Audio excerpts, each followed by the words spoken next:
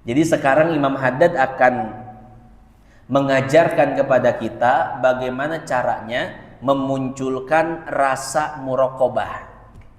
Bagaimana caranya agar di dalam diri kita ada sifat muraqabah, ada rasa tersebut. Nah, kata Imam Haddad, ketika kita malas ibadah atau cenderung kepada maksiat, maka hal yang pertama yang harus dilakukan adalah ingatkanlah dirimu sendiri. Bismillah, walhamdulillah, wassalatu wassalamu ala rasulillah Muhammad bin Abdillah wa ala alihi wa sahbihi wa mawalah. Qala ta'ala, yarfa'illahu alladhina amanu minkum walladhina utul ilma darajat. Wa qala an-nabi sallallahu alaihi wasallam, man salaka tariqan yaltamisu fihi ilman sahhalallahu lahu bihi tariqan ilal jannah. Yang saya hormati dan saya muliakan segenap hadirin jamaah musalla Baitul Mukmin, wabil khusus Ketua Dewan Kemakmuran Musholla beserta seluruh jajaran pengurusnya, para orang tua, para tokoh, para sesepuh, wabil khusus guru kita Ustadz Wawan, Ustadz Kardaya, Ustadz Usman, dan Ustadz yang lainnya. Ustadz Otoy, ada Ustadz Otoy, Kiai Haji etamah. Amin. Hadirin jamaah yang dimuliakan Allah, yang mohon maaf tidak bisa disebutkan satu persatu namanya, namun tidak mengurangi rasa hormat dan takzim saya kepada beliau-beliau semua. Hadirin jamaah yang dimuliakan Allah, pada kesempatan kali ini kita akan melanjutkan kajian kita pada kitab tasawuf Risalatul Mu'awanah yang dikarang oleh Imam Haddad.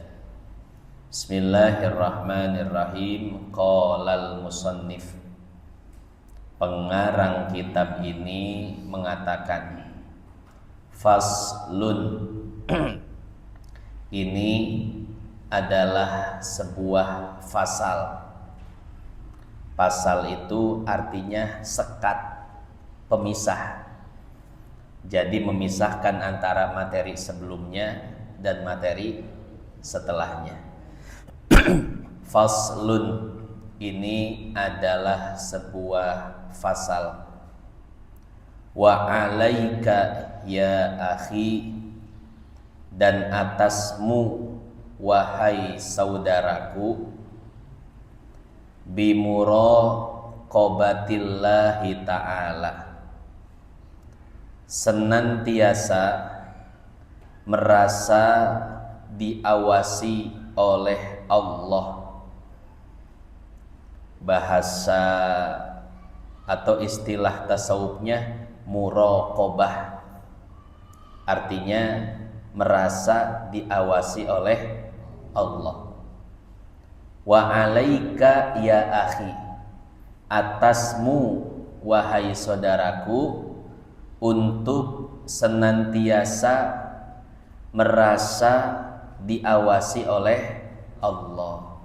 Artinya harus memiliki rasa muraqabah fi harokatika, pada gerakan-gerakanmu, wasakanatika, dan saat diammu, walahadhatika, dan setiap detikmu, watorofatika, pandangan-pandanganmu, wa khotorotika, pikiran-pikiranmu, wa iradatika, keinginanmu, wasairi halatika, dan seluruh keadaanmu. Jadi di dalam seluruh keadaan kita, baik diam kita, bergeraknya kita, duduknya kita, berdirinya kita, di depan orang, di belakang orang, di tengah keramaian, saat sendirian, kita harus senantiasa merasa diawasi oleh Allah. Istilah tasawufnya tadi apa? Muraqabah. Kita harus bisa memunculkan rasa tersebut, rasa muraqabah, rasa senantiasa diawasi oleh Allah. Wastash'ir qurbahu minka, dan hendaklah engkau merasa kedekatannya denganmu. Artinya kedekatan Allah dengan kita. Kita harus senantiasa merasakan itu. Jangan pernah mengira Allah jauh dari kita. Bahkan sebaliknya, Allah itu dekat dengan kita. Bukan dekat di pikiran saja, tapi dekat di perasaan. Kata Imam Haddad, rasakanlah kedekatan Allah dengan dirimu.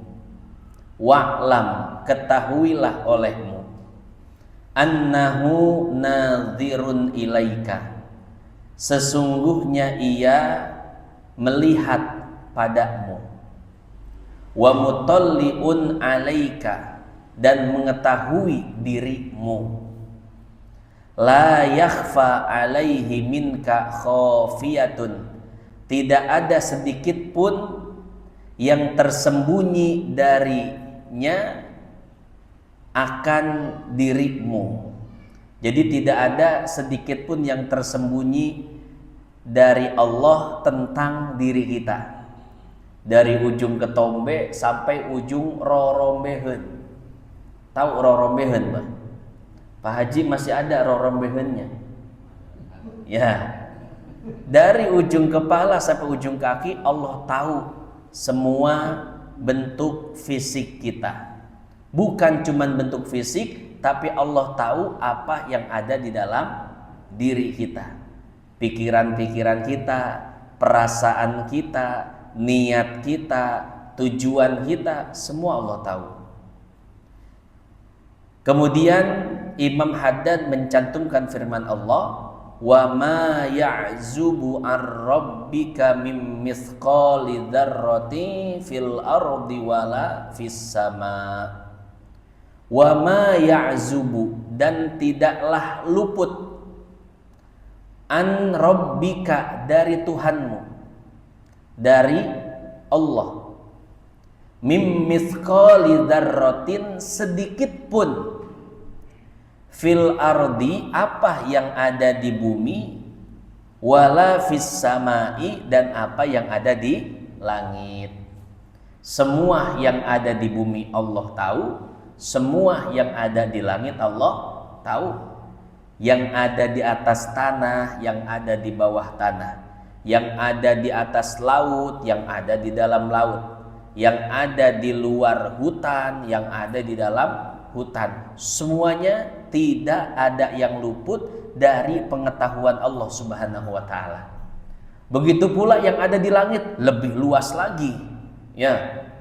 Dari planet ke planet, bintang ke bintang, galaksi ke galaksi, semuanya tidak ada yang luput dari pengetahuan Allah Subhanahu wa taala. Wa itajhar bil qauli fa innahu ya'lamu sirra wa akhfa.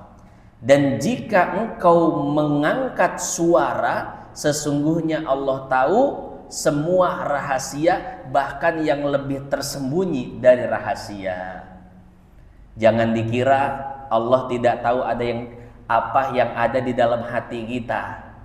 Ya, mulut bersuara dengan suara yang keras, suara kebaikan, suara pembelaan rakyat. Nah, tapi Allah Maha tahu apa yang ada di dalam hati. Apakah benar hatinya benar-benar membela kebenaran, benar-benar membela rakyat, apa cuman di mulut saja? Mungkin orang bisa tertipu, tapi Allah tidak bisa dibohongi. Wa huwa ma'aka ainama kunta, dan Dia bersamamu dimanapun engkau berada. Bil ilmi wal ihatati wal iktidari. Apanya yang bersama kita? Yang bersama kita adalah pengetahuannya, pengawasannya, dan kekuasaan terhadap diri kita. Jadi bukan zat Allahnya ya. Kalau zat bahasa Indonesianya apa? Entitas, wujud. Mungkin kalau manusia itu fisiknya, tapi kita nggak boleh bilang fisik Allah, badan Allah, jasad Allah, nggak boleh. Kita bilang wujud Allah, entitas Allah. Di mana keberadaan wujud Allah nggak ada yang tahu. Karena di dalam akidah Ahlus Sunnah wal Jamaah, sebagaimana yang disebutkan oleh Al-Imam Abu Mansur Al-Baghdadi, wa ajma'u, sepakat Ahlus Sunnah wal Jamaah, ala anna Allah la yahwihi makan wa la yajri alaihi zaman. Sesungguhnya Allah tidak butuh kepada tempat dan tidak terikat dengan waktu. Ya. Jadi kalau ditanya di mana wujudnya Allah berada, zatnya, entitasnya Allah berada, maka jawabannya cuma satu, wallahu a'lam bishawab. Ya.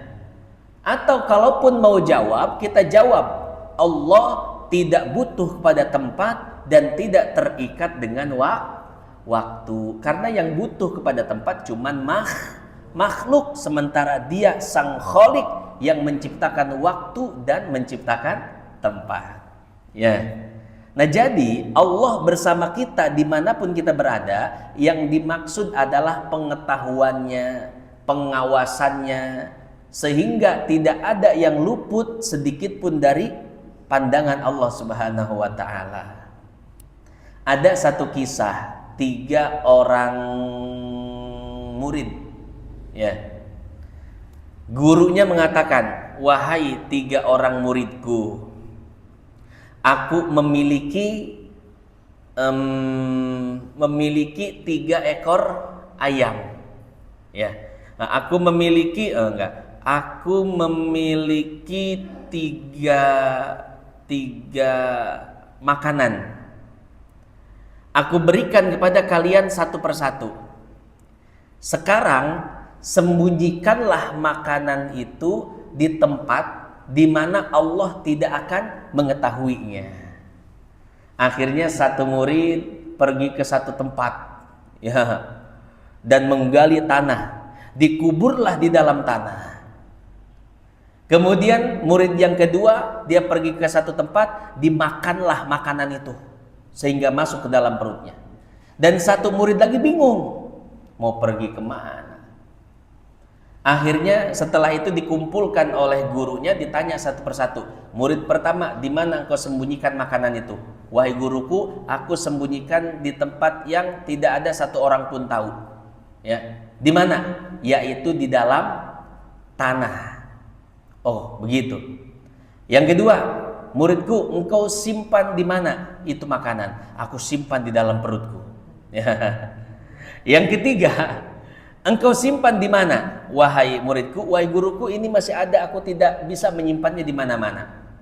Kenapa? Karena tadi engkau mengatakan sembunyikanlah makanan ini di tempat di mana Allah tidak tahu. Wahai guruku, semua yang ada di dalam tanah Allah tahu. Semua yang ada di atas langit Allah tahu. Semua yang ada di luar diri kita Allah tahu. Semua yang ada di dalam diri kita Allah tahu. Kata gurunya, wahai murid yang ketiga, engkau yang lulus dari ujian ini. Sebenarnya ujiannya itu ujian apa namanya? Ujian ma'rifat ya. Artinya siapa di antara muridnya yang benar-benar telah mengenal Allah Subhanahu wa ta'ala. Nah, jadi seperti itu, Allah bersama kita dimanapun kita berada. Apa yang bersama kita? Yaitu pengetahuannya, pengawasannya. Wa yadulluka ma'al hidayati wal i'anati wal hifzi in kunta minal abror. Dan Allah selalu memberi petunjuk kepadamu, selalu memberi hidayahnya, pertolongannya, dan penjagaannya jika engkau orang yang bertakwa, orang yang dekat dengan Allah. Makanya orang yang dekat dengan Allah itu dia ngerasa hidup ini sangat bermakna, Pak. Ya.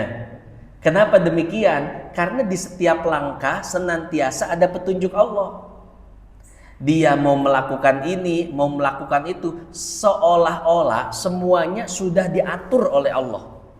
Ibarat air, kemana air itu akan mengalir, sudah dibuatkan kanalnya, sudah dibuatkan salurannya. Ya, makanya orang yang bertakwa kepada Allah ngerasa hidupnya itu benar-benar pasti. Ibarat orang melangkah, langkahnya itu apa? Jejak, ya, kuat. Kenapa demikian? Karena tadi senantiasa diperhatikan oleh Allah. Dia ingin berkeluarga, Allah yang mengatur cara dia berkeluarga. Cara perjodohan pertemuannya pun Allah atur. Ya, dia ingin bekerja, Allah benar-benar atur jalannya. Dia ingin berdagang, Allah atur dagang, Allah atur caranya. Jadi ketika dia berkeinginan melaksanakan sesuatu, maka Allah yang akan langsung membuka jalannya. Makanya orang bertakwa, orang yang dekat dengan Allah, hidupnya itu nggak ngerasa ngambang, Pak. Hidupnya itu merasa benar-benar terarah dan benar-benar tahu tujuan hidupnya. Ya, beda sama orang yang jauh sama Allah, kadang nggak tahu hidup ini mau dibawa kemana, mau ngapain, mau begini seolah-olah tidak ada yang membimbing, mau begitu seolah-olah dibiarkan begitu saja. Ya, jadi kuncinya adalah kedekatan dengan Allah. Wa may yattaqillah yaj'al lahu makhraja. Barang siapa yang bertakwa kepada Allah, dekat dengan Allah, maka Allah akan sediakan jalan keluar bagi setiap permasalahan dan kesulitan. Ya. Jadi kalau pengen hidup ini tenang, berwarna, ngerasa ada yang ngebimbing, ngerasa ada yang nunjukin di setiap urusan, setiap permasalahan. Kuncinya satu, mau bertakwa kepada Allah. Apa itu bertakwa? Takwa yang ringan saja, menjalankan seluruh perintahnya dan menjauhi seluruh larangannya. Kalau ada masalah, angkat tangan pada Allah, seolah-olah Allah yang membuka jalan dan akan menyelesaikan semua permasalahannya. Ya. Nah, jadi seperti itu, kehidupan yang galau, resah, gelisah, hampa itu karena jauhnya diri kita dengan Allah. Coba dekati Allah, maka seolah-olah hidup kita ini ada yang membimbing.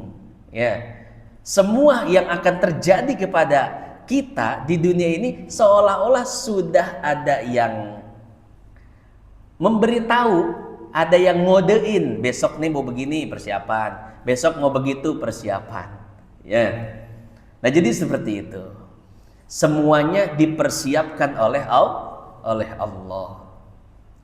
Maka kata Imam Haddad, fastahyi min maulaka, maka hendaklah engkau memiliki rasa malu terhadap Tuhanmu. Haqqal haya, dengan sebenar-benarnya malu. Bukan cuman rasa malu yang biasa, tapi malu yang benar-benar malu. Ketinggalan sholat benar-benar malu, tidak puasa malu, bermaksiat malu. Jadi kata Imam Haddad, kita harus memiliki rasa tersebut, ya. Wajtahid an la yaraka haitsu nahaka, dan hendaklah engkau berusaha agar Allah tidak melihatmu ketika Dia melarangmu. Artinya apa? Jangan sampai Allah melihatmu bermaksiat. Wala yafquduka haitsu amaraka, jangan sampai Dia kehilanganmu ketika Ia memerintahkanmu. Artinya apa? Jangan sampai Allah melihatmu melanggar perintahnya. Wa'budhu ka'annaka tarahu fa in lam takun tarahu fa innahu yarak. Hendaklah engkau menyembah Allah seolah-olah engkau melihatnya. Dan jika engkau tidak bisa melihatnya, maka sesungguhnya Dia yang melihatmu. Ini namanya ihsan, ya. Jadi di dalam hadis riwayat Imam Muslim itu ada 3 istilah yang disebut dengan rukun agama. Arkanuddin, rukun agama salah satu 3. Pertama al-iman, yang kedua al-islam, yang ketiga al-ihsan. Al-iman ini tauhid, al-islam ini syariat, dan al-ihsan itu adalah akhlak, ya. Jadi tauhid, syariat, akhlak, atau gini, akidah, syariah, akhlak. Atau kalau dalam konteks pelajarannya tauhid, fikih, tasawuf, ya. Ya, kalau ingin mempelajari akidah berarti kita harus mempelajari ilmu tauhid. Kalau ingin paham syariah, maka kita harus mempelajari ilmu fikih. Dan kalau ingin paham masalah akhlak, maka kita harus belajar ilmu tasawuf. Ya, di dalam ilmu tasawuf itu diajarkan bagaimana akhlak kita kepada Allah, bagaimana akhlak kita kepada manusia, bagaimana akhlak kepada binatang, dan juga bagaimana akhlak kepada lingkungan. Jadi akhlak itu bukan cuman kita dengan sesama kita, ya, tapi dengan binatang, dengan lingkungan kita juga harus punya akhlak, ya. Kalau kita tidak punya akhlak dengan lingkungan, yang terjadi apa? Buang sampah sembarangan. Saya yakin Pak, orang yang ketika jadi rakyat buang sampah sembarangan, maka ketika jadi pejabat pasti dia buang limbah sembarangan. Betul ya? Jadi rakyat aja dah buang sampah sembarangan, apalagi kalau jadi pejabat, ya. Kalau jadi rakyat suka ngerusak, saya yakin kalau jadi pejabat ngerusaknya lebih gede. Bukan cuman pohon tanaman depan rumah, hutan dirusak. Betul ya? Itu kan hutan-hutan yang sekarang dirusak, bahasanya itu deforestasi, ya. Deforestasi itu penggundulan hutan dengan skala besar kemudian diganti tuh. Bisa diganti dengan pohon sawit atau bisa diganti dengan HTI. Apa itu HTI? Hizbut Tahrir Indonesia? Enggak, bukan. Ya, HTI itu hutan tanaman industri. Seperti pohon akasia, albasia, eukaliptus, emaksia, bapasia, kabeh we. Nah, itu pohon ditanam. Jadi hutan primernya, hutan alaminya dibabat, ditanam pohon-pohon yang tadi, akasia, albasia, eukaliptus dan lain sebagainya. Nanti pohonnya itu kalau sudah besar ditebang, kayunya diambil, dijadikan kertas, tisu, DLL dan lain-lain. Ya. Nah, jadi kalau nggak ditanemin sawit, ditanemin HTI tadi, hutan tanaman industri, atau dibiarkan begitu saja, tapi tanahnya yang ditambang. Itu namanya deforestasi, ya. Nah, walhasil deforestasi itu ngerusak alam. Buktinya apa? Di Sumatera sekarang banjir longsor. Kenapa? Karena 4,4 juta hektar tanah di Sumatera itu dideforestasi, ya. Sehingga tidak bisa menahan tingginya volume air. Jadi turun ke bawah, longsor dan lain sebagainya. Itu ketika pejabat nggak punya akhlak, Pak. Yang rusak bukan cuma lingkungan depan rumah, tapi merusak satu negara bisa itu ya. Yang meninggal aja kemarin berapa? 1.000 lebih. Itu ketika pejabat nggak punya akhlak seperti itu, Pak. Ya, dosanya itu besar sekali itu. Kalau kita dosanya cuma dosa buang sampah ya. Ya. Bahkan kita kadang sebagian kita ya nggak ngerasa buang sampah itu dosa. Ya, ya Pak Ustadz timbang micet plastik, ilok dosa. Ya dosa dari mana? Ya, jadi hadirin jamaah yang dimuliakan Allah, kalau satu orang buang satu plastik, 1.000 orang berarti buang berapa plastik? 1.000. Kalau yang dibuang satu, kalau satu orang satu kresek sampahnya, ya satu orang satu karung sampahnya, buang sampah sembarangan, kira-kira numpuk gak? Numpuk, tidak terkontrol jadi bau, apalagi sampah-sampah plastik, ya itu bisa membuat tekanan udara atau suhu udara menjadi tinggi, jadi tambah panas bumi. Kalau bumi tambah panas, udaranya itu bisa menyebabkan banjir dan cuaca ekstrim. Sebagian jamaah bilang ilok tat, cuman buang sampah doang bisa banjir ekstrim. Bisa. Begini penjelasannya secara ilmiah, Pak. Kita ngebala di Cikarang misalkan ya, tumpukan plastik dan lain sebagainya itu akan mempengaruhi suhu udara. Belum lagi aktivitas industri, belum lagi aktivitas mobil motor ketika macet, kan panas ya. Udara panas di Cikarang itu akan tertiup oleh angin utara, namanya angin pasat. Sebetulnya angin pasat bukan cuma dari utara, dari selatan ke tengah, utara ke tengah, barat ke tengah. Jadi sebagai sirkulasi yang ada di bumi. Itu angin harian, angin pasat. Nah, kalau di kita karena kita dekat dengan pantai utara daripada selatan ya, maka tiupannya itu dari angin utara. Panasnya Cikarang ketiup angin utara, dibawanya kemana? Ke Bogor, Cianjur, Sukabumi, ke dataran tinggi. Ketika panas naik ke dataran tinggi maka akan menguap. Nah, uap ketika bertemu dengan lembab, daerah selatan itu kan lembab, hutan-hutan, pegunungan dan lain sebagainya, itu yang mengeluarkan lembab. Uap bertemu dengan lembab akan menjadi awan.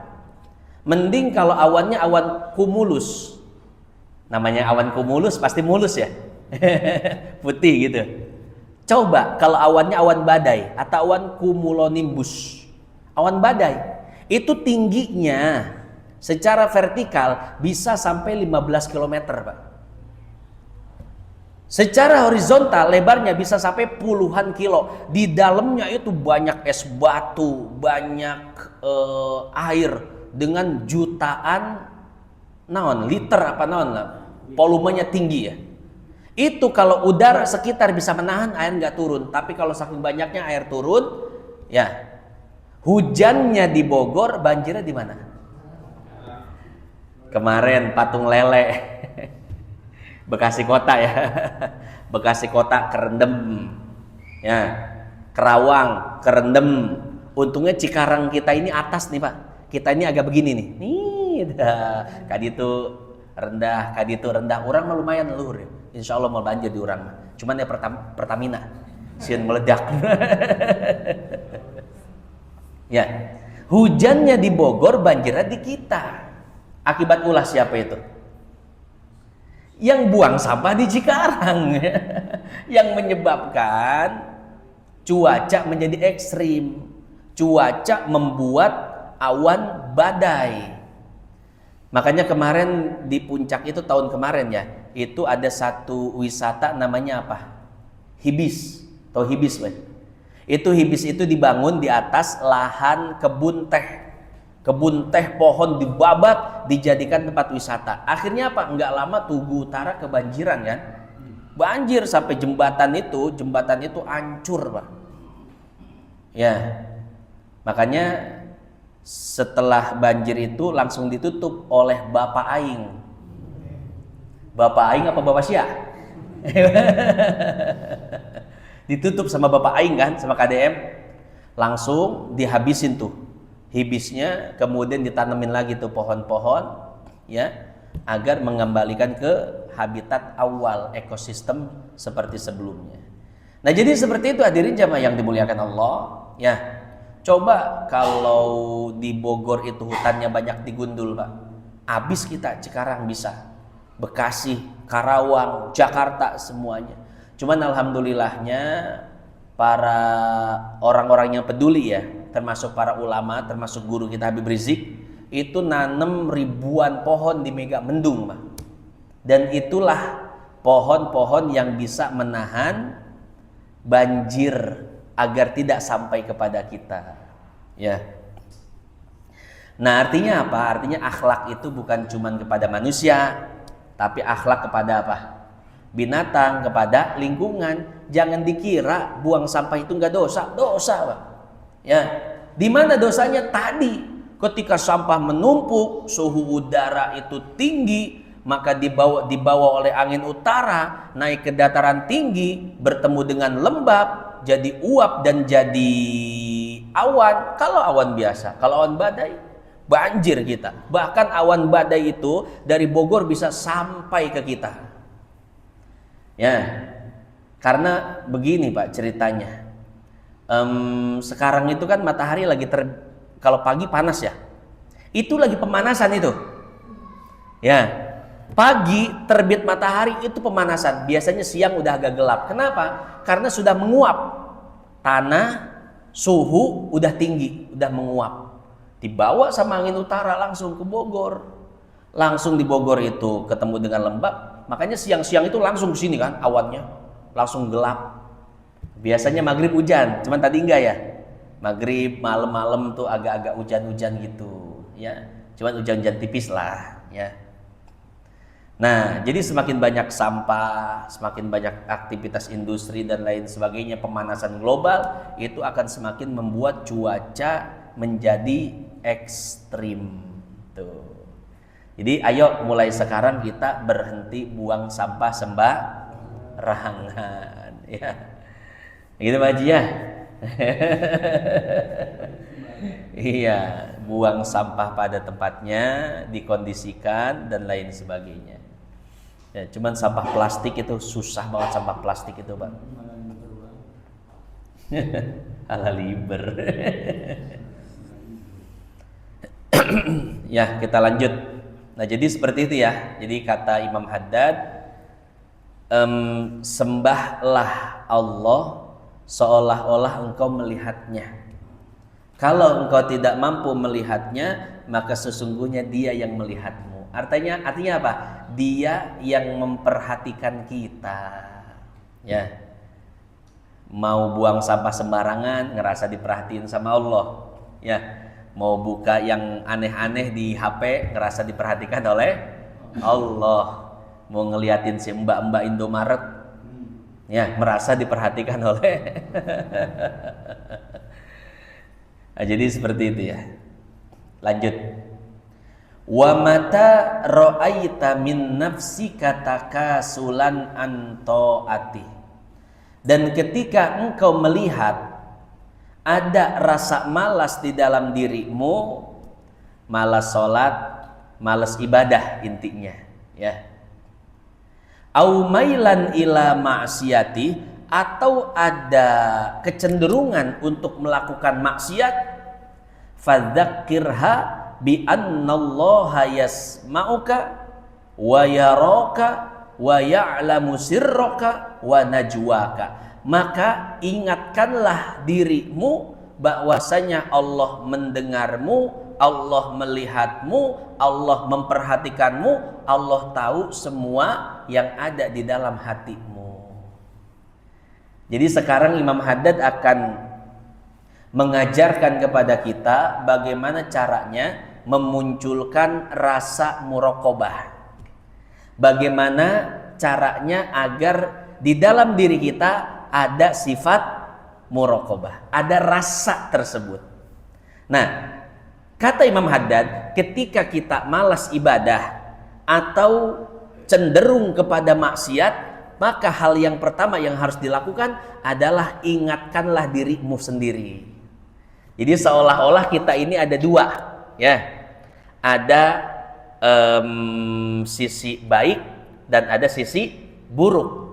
Nah, ketika kita malas untuk beribadah dan berkeinginan kuat untuk bermaksiat, berarti yang sedang mengendalikan diri kita, mendominasi kita, itu adalah sisi buruk kita, nafsu yang mendominasi. Nah, ketika nafsu mendominasi sehingga kita enggan untuk beribadah dan ingin bermaksiat, kata Imam Haddad, langsung ingatkan nafsumu bahwasanya Allah sedang memperhatikanmu. Itu yang pertama ya, diingatkan. Hei nafsu, ingat Allah senantiasa memperhatikan dirimu. Jika engkau diawasi oleh manusia yang engkau hormati saja engkau malu, apalagi engkau sedang diawasi oleh Allah. Kita nih diawasi sama mertua. Ya, misal lagi nginep di rumah mertua. Kan kalau sholat subuh kesiangan gak enak ya, malu sama mertua. Ya, kira-kira kita bangun subuh tepat waktu atau enggak? Pasti tepat waktu. Kenapa? Karena kita merasa diawasi oleh mertua kita. Atau jangan mertua deh, ya, karena menantu sekarang pada golil adab. Pada suka ngelawan sama mertua. Jangan mertua, contohnya siapa misalkan? Kita nginep di rumah guru kita, guru yang paling kita hormatin. Biasanya kalau subuh Pak, deket-deket matahari terbit baru bangun dia. Tapi karena nginep di rumah gurunya, merasa diawasi oleh gurunya, kira-kira subuhnya tepat waktu atau enggak? Wah, tepat waktu.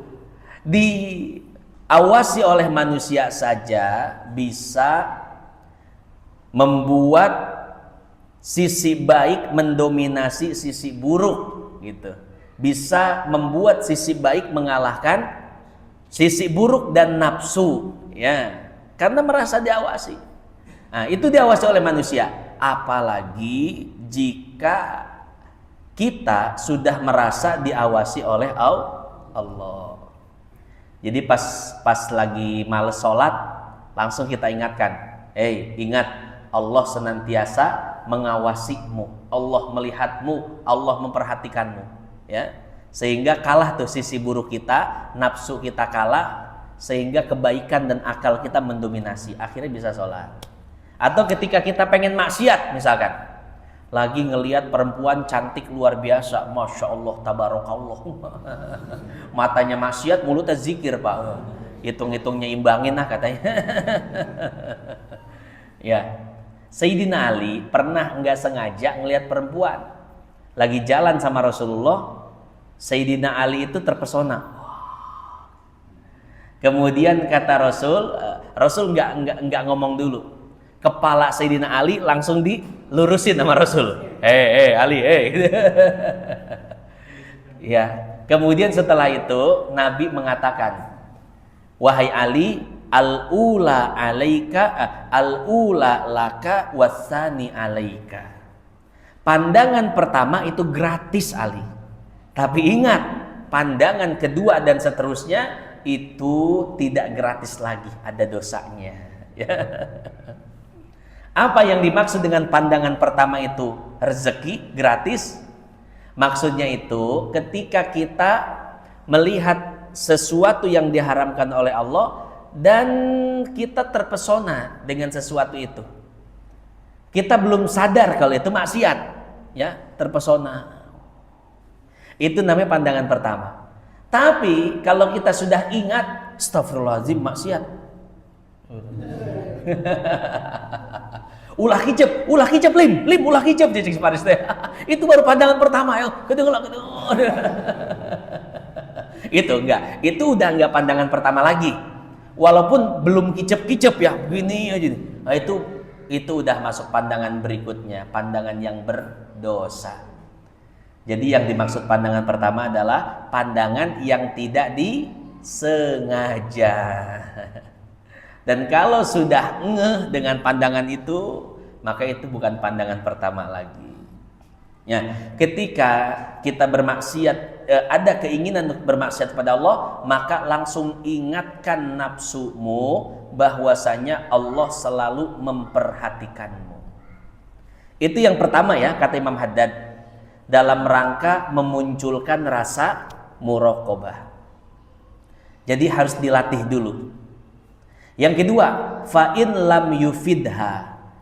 Kalau seandainya langkah pertama itu tidak membuahkan hasil, bahasa kitanya enggak mempan. Hadza dzikru likusuri ma'rifatiha bijalalillahi ta'ala. Jikalau langkah pertama tidak berhasil karena minimnya makrifat kepada Allah, fadhkur laha makanal malakaini al karimaini, maka ingatkanlah nafsumu bahwa di sisi kanan dan kirimu ada dua malaikat yang siap mencatat semua perbuatanmu. Allah Subhanahu wa taala berfirman, "Ma yalfidu min qaulin illa ladaihi raqibun atid." Di kiri kanan kita ada raqib dan atid. Alladaini yaktubanil hasanat was sayyiat. Watlu 'alaiha. Dan kata Imam Haddad, baca ayat ini. Id yatalaqqal mutalaqqiyani 'anil yamini wa 'anis shimali qa'id. Ma yalfidhu min qaulin illa ladaihi raqibun atid. Surat apa itu? Surat Qaf ya, ayat berapa? 17 18 ya. Ayat surat Qaf ayat 17 18 ya. Jadi kalau kita nih lagi males ibadah, kemudian lagi kenceng maksiat, maka langsung ingat dengan dua malaikat yang akan mencatat semua amal kita. Kemudian kita langsung mengucapkan ayat tadi, idz yatalaqqal mutalaqqiyani 'anil yamini wa 'anis shimali qa'id ma yalfidu min qaulin illa ladaihi raqibun atid. Kata Imam Haddad, itu bisa memunculkan rasa muraqabah. Selalu merasa diperhatikan oleh Allah. Berarti itu langkah keberapa? 2. Diulang. Langkah pertama apa? Mengingatkan nafsu bahwasanya Allah memperhatikannya, mengawasinya. Kalau nggak mempan, langkah kedua, ingatkan nafsu bahwa di sisi kanan dan kiri ada raqib atid, sambil membaca ayat tadi ya, Qaf 17 18. Betul ya? Nah, langkah yang ketiga, bagaimana kalau nggak mempan? Si nafsu ini terlalu cuek ya. Ah, bodoh amat, raqib mah raqib, atid mah atid, aing mah aing. Wah, nafsunya ngeyel.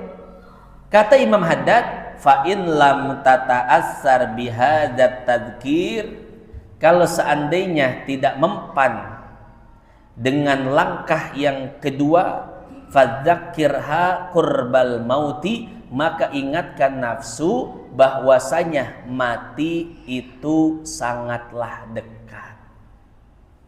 Wa annahu aqrabu ghaibin yuntadhar, dan bahwasanya kematian adalah perkara gaib yang paling dekat.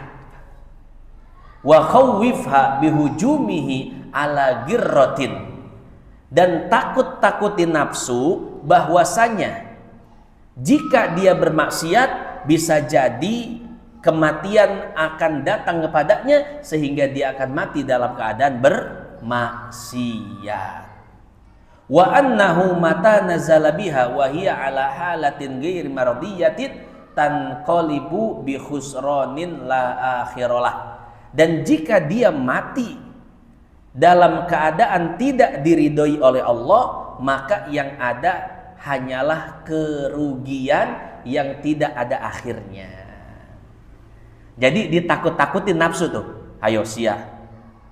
Di singsieun ku Allah temempan. Ku raqib atid temempan. Hayo sia geura maksiat. Kemun paeh sia kumaha. Paeh keur nyoblos, paeh keur mabok, paeh keur goreng banget kasebut namanya teh mun paeh kos kitu. Jadi disingsieun tah nafsu teh. Ditakut-takuti ya. Coba mun sia maot keur maksiat, nu goreng lain sia doang. Anak sia, pamajikan sia, indung sia, bapak sia, keluarga sia.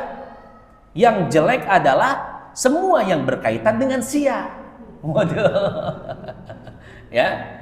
Nah, jadi ada sisi baik kita yang menasehati sisi buruk kita.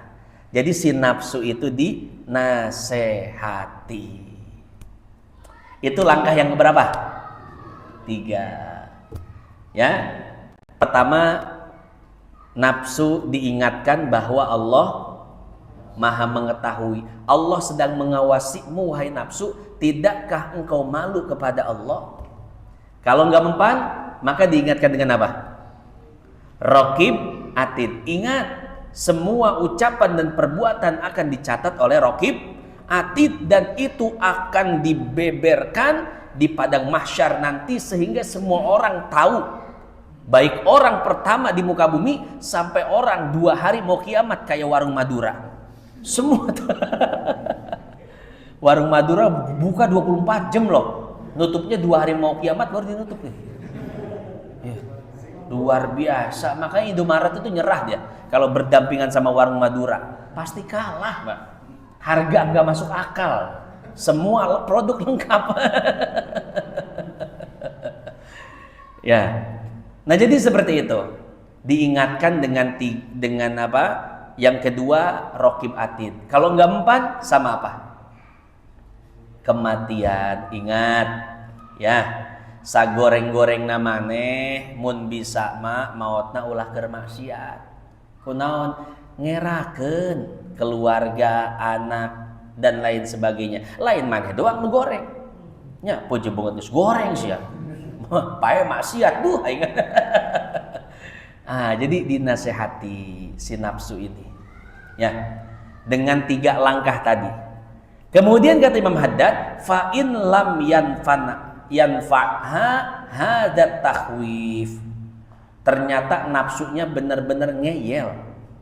Nafsunya benar-benar batu. Sehingga 3 langkah tadi tidak satupun ada yang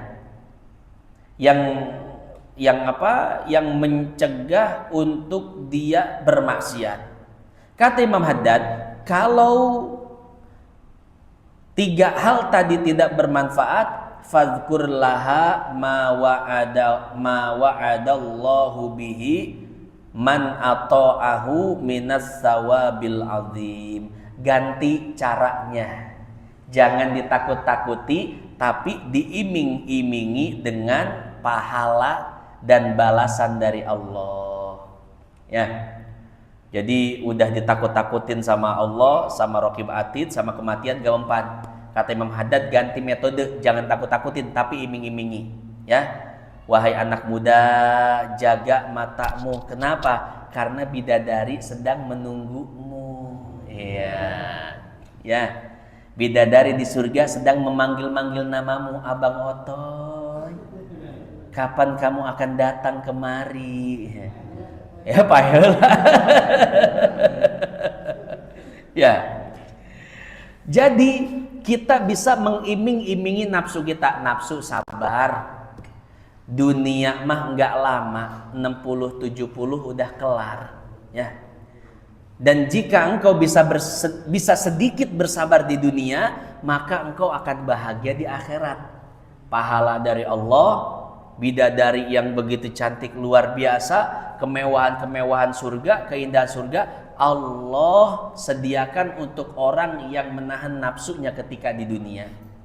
Allah Subhanahu wa taala berfirman, "Wa amma man khafa maqama rabbih wa nahan nafsa 'anil hawa fa innal jannata hiyal ma'wa." Dan adapun orang yang takut dengan kebesaran Tuhannya dan senantiasa menahan nafsunya, nafsu mata ditahan, nafsu lisan ditahan, nafsu kemaluan ditahan, semua nafsu ditahan, maka itu semua tidak ada yang sia-sia, kata Allah. Aku akan ganti pengorbanannya itu dengan fa innal jannata hiyal ma'wa, surga sebagai tempat dia kembali, tempat dia apa? Ma'wa itu tempat dia tinggal di akhirat nanti. Jadi seperti itu ya, nggak bisa ditakut-takutin, maka diiming-imingi. Wa ma tawa'ada bihi man asahu minal adzabil alim wa kullaha ya nafsu ma ba'dal mauti min musta'tab wa ma ba'dad dunya min darin illal jannah awin nar fakhtari li nafsiki in syi'ti ta'atan takunu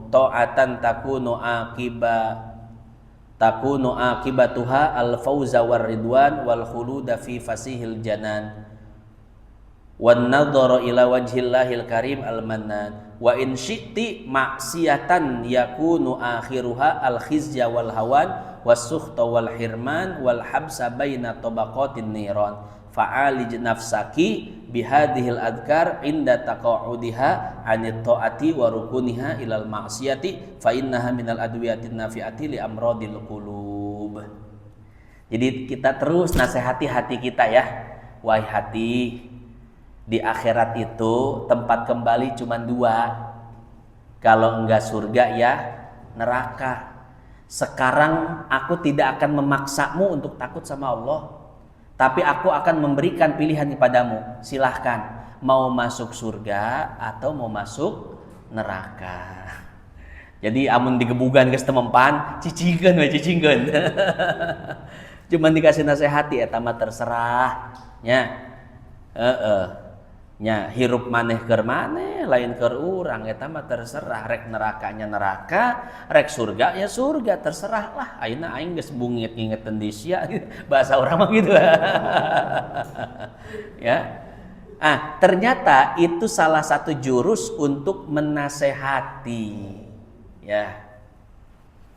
Menasehati dan mengobati penyakit-penyakit hati. Terakhir, thumma innahu insara min qalbika indastish'arika annallaha yaraka hayaun fa'il dari sara ya minhu yamnauka an mukhalafatihi wa yahmaluka ala tashmir fi ta'atihi fa indaka syai'un min haqaiqil muraqabati. Kata Imam Haddad, jika salah satu langkah tadi ada yang bermanfaat sehingga yang tadinya engkau malas ibadah jadi beribadah, yang tadinya condong ke maksiat jadi berhenti maksiat, maka berbahagialah bahwa di dalam hatimu ada sedikit percikan muraqabah. Udah muncul tuh, walaupun sedikit ada percikan muraqabah. Maka tinggal engkau latih saja. Ya, setiap kali malas latih, setiap kali ingin bermaksiat latih. Maka siramlah percikan muraqabah itu dengan bensin bahasanya. Ya, ibarat api itu tinggal